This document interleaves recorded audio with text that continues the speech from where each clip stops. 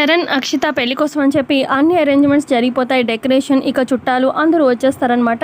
ఇక మొత్తం డెకరేషన్ దగ్గర ఇటు పెళ్లి మండపం దగ్గర అందరూ ఉంటారు చుట్టాలు. అలాగే ఇటు చరణ్ వాళ్ళ ఫ్యామిలీ, అలాగే ఇటు గుండమ్మ వీళ్ళంతా కూడా అక్షిత వాళ్ళ మమ్మీ అందరూ ఉంటారు.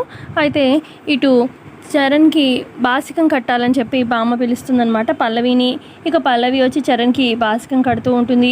మరోపక్క అక్షిత కూడా పెళ్లి కూతురులా రెడీ అయిపోతుంది.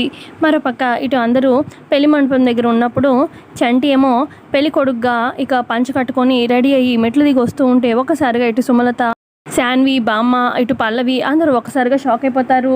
ఏంటి వీడు పెళ్లి కొడుకుగా రెడీ అయిపోయాడు అని చెప్పి. పక్క పల్లవి ఒక్కతే నించొని ఆలోచిస్తూ ఉంటుంది. ఈ పెళ్ళి కనుక జరిగితే చాలా అనర్థం జరిగిపోతుంది. పెళ్ళి జరగకూడదు. పెళ్ళి జరిగితే ఇంకేమన్నా ఉందా, ఎన్ని కష్టాలు వస్తాయో, ఎన్ని అపార్థాలు వస్తాయో అన్నట్టుగా పల్లవి తనకు తాను అలా మాట్లాడుకుంటూ ఉంటే ఆ మాటలు వినేస్తుంది శాన్విక.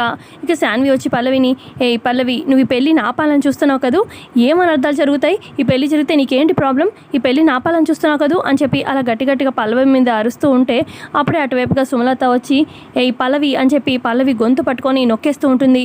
ఈ పెళ్ళిని నువ్వు ఆపాలని చూస్తున్నావు కదూ, అక్షిత చరణ్ల పెళ్ళి జరగకూడదని చెప్పి ఏం ప్లాన్ వేశావు, అసలు నీ మనసులో ఏముంది, ఆ ప్లాన్ ఏంటి, బయటపెట్టు, చెప్పు అని చెప్పి గొంతు పట్టుకొని అరుస్తూ ఉంటుందన్నమాట పల్లవి మీద సుమలత.